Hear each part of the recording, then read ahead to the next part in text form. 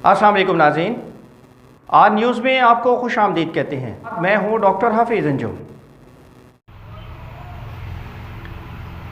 डेरा गाजी खान से deputy bureau chief Muhammad Nadeem Janglani की report के मुताबिक कमिश्नर डेरा गाजी खान डिवीजन चौधरी लियाकत अली चट्ठा की ज़ेर सदारत डिविजनल पब्लिक स्कूल और कॉलेज के बोर्ड ऑफ गवर्नर्स का इजलास मुनक़िद हुआ, जिसमें एडवाइजरी बोर्ड, DPC, इंतज़ामी और दीगर मामलात में मामनत के लिए कमेटियाँ तश्कील दे दी गईं।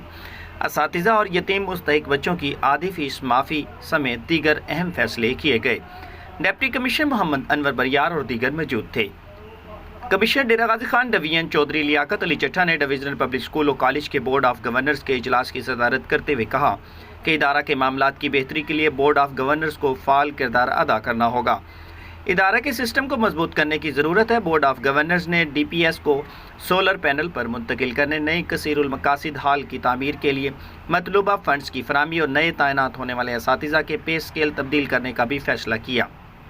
BOG के रुकन प्रोफेसर मोहम्मद सादिक की तरफ से इदारा के हाईएस को मुरम्मत करके देने पर कमिश्नर ने तारीफ़ी कलमात अदा करते हुए सर्टिफिकेट देने का भी ऐलान किया।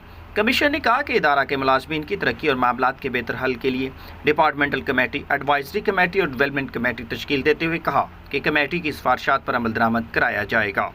बोर्ड ऑफ गवर्नर्स ने असातिज़ा और मुस्तहिक यतीम बच्चों की ज़रूरी तस्दीक के बाद आधी फीस माफ़ करने की भी मंजूरी दी।